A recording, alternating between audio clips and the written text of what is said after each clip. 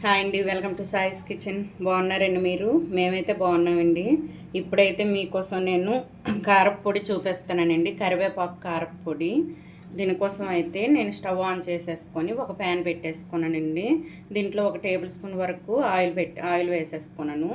వేసుకొని ఇప్పుడు ఇందులో అయితే ముందుగా శనగపప్పును వేసుకుంటానండి. ఒక 3 టేబుల్ స్పూన్ వరకు శనగపప్పు, 2 టేబుల్ స్పూన్ వరకు మినప్పప్పు. ఈ రెండు కూడా మంచిగా వేయించుకోవాలండి. ఈ రెండు కూడా మంచిగా వేయించిన తర్వాత మనమైతే ధనియాలు అవి వేసుకోవాలి. చూడండి, ఇదైతే కొద్దిగా వేగిందండి శనగపప్పు, మినపప్పు. ఇప్పుడు ఇందులో ఒక 2 టేబుల్ స్పూన్ వరకు ధనియాలను అయితే వేసుకుంటానండి. ఇందులోనే 1 టేబుల్ స్పూన్ వరకు జీలకర్ర, ఒక 2 టేబుల్ స్పూన్ వరకు జీలకర్రను అయితే వేసుకోండి. ఇందులోని కొద్దిగా మెంతులండి, ఎక్కువ వేసుకోకండి, కొద్దిగా వేసుకోండి, లేకపోతే చేదు వచ్చేస్తుంది మనకి కారప్పొడి అనేది. కొద్దిగా మెంతులను కూడా వేసుకున్నాను. ఇవన్నీ కూడా మంచిగా వేయించుకోవాలి. మనం వేసుకున్న ఈ పప్పులు, ధనియాలు ఇవన్నీ కూడా వేయించుకోవాలండి. మంచిగా దోరగా వేగాలి, లేకపోతే మనం వేసుకున్న మెంతులు ఇవన్నీ కూడా చేదు వచ్చేస్తాయండి వేగకపోతే. మెంతులు వేసుకోకపోయినా పర్వాలేదండి, కానీ స్మెల్ బాగుంటుంది. మనకైతే కారప్పొడి అనేది స్మెల్ బాగుంటుందండి మెంతులు వేసుకుంటే. చూడండి, ఈ విధంగా ఇవి కూడా కొద్దిగా వేగిన తర్వాత ఇందులో అయితే ఎండుమిర్చి అండి. నేను ఒక 20 లాగా ఎండుమిర్చి తీసేసుకున్నాను. నేను కరివేపాకు అయితే ఇగోండి ఈ ఒక కప్పుతో తీసేసుకున్నానండి, పెద్ద కప్పుతో తీసేసుకున్నాను. ఒక 4 గుప్పెళ్ళు ఉంటాయండి. ఇవైతే మంచిగా కడిగి పెట్టేసుకొని తడి లేకుండా తుడిసేసుకున్నానండి. ఇవైతే పక్కన పెట్టేసుకున్నాను. ఇప్పుడు ఇవన్నీ కూడా మంచిగా వేయించుకోవాలి.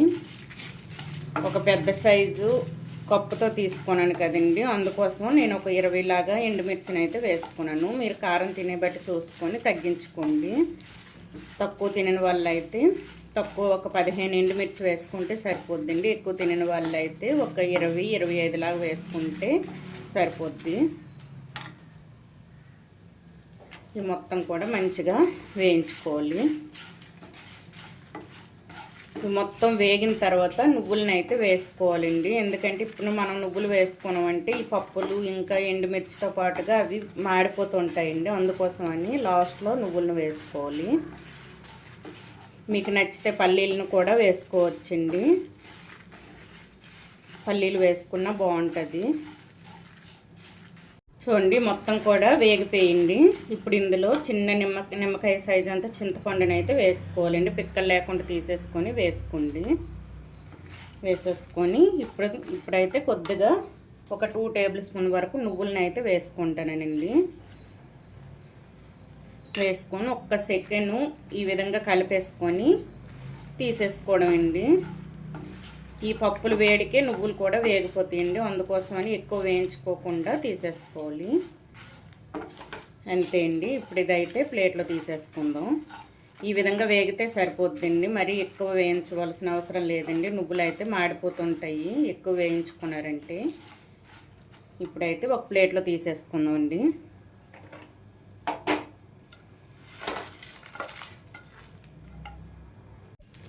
చూడండి, ఈ విధంగా అయితే ప్లేట్లో తీసేసుకొని ఇవి పూర్తిగా చల్లార్చుకోవాలండి. చల్లార్చుకున్న తర్వాత ఇవైతే పక్కన పెట్టేసుకొని ఇప్పుడు ఇదే ప్యాన్ పెట్టేసుకొని ఒక టీ స్పూన్ వరకు ఆయిల్ వేసేసుకున్నానండి. వేసేసుకొని నేను తీసుకున్న కరివేపాకును వేసి మంచిగా వేయించుకోవాలండి. ఇప్పుడు ఇదైతే ఇదిగోండి క్రిస్పీగా రావాలండి. మనకి ఇదైతే పచ్చి పచ్చిగా ఉందంటే మనకి కారప్పొడి పాడైపోద్దండి, నిలవ ఉండదు.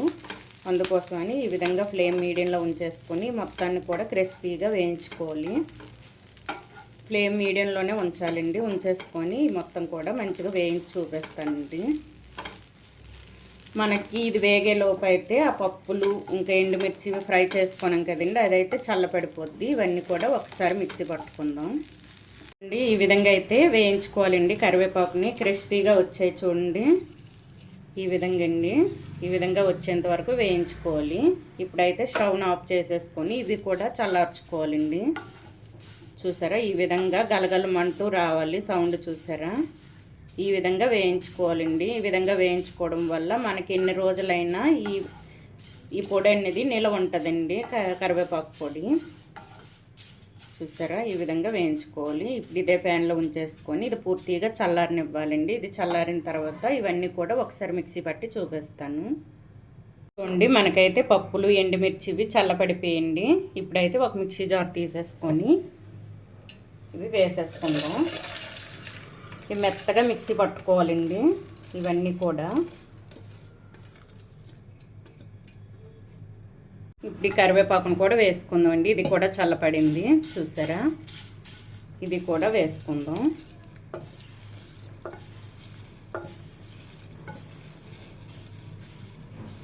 ఈ మొత్తాన్ని కూడా ఈ విధంగా వేసేసుకోవాలి.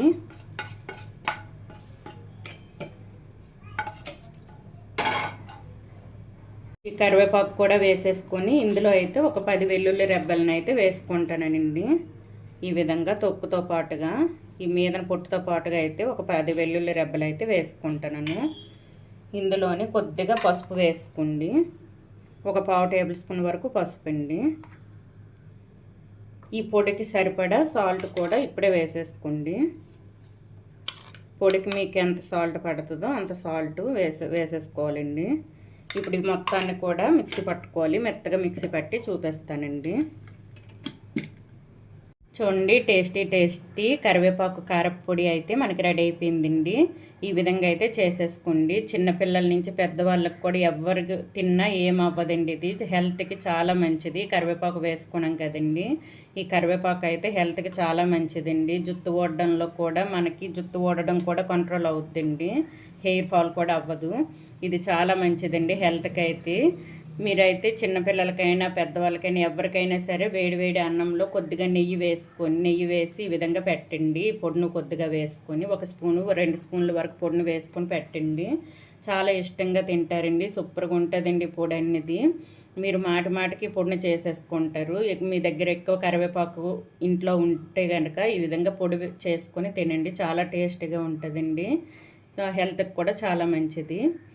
ఈ కరివేపాకు కారపొడి రెసిపీ కనుక మీకు నచ్చినట్లయితే అండి లైక్ చేయండి, షేర్ చేయండి, నా ఛానల్ను సబ్స్క్రైబ్ చేసుకోండి. ఓకే, బాయ్ అండి.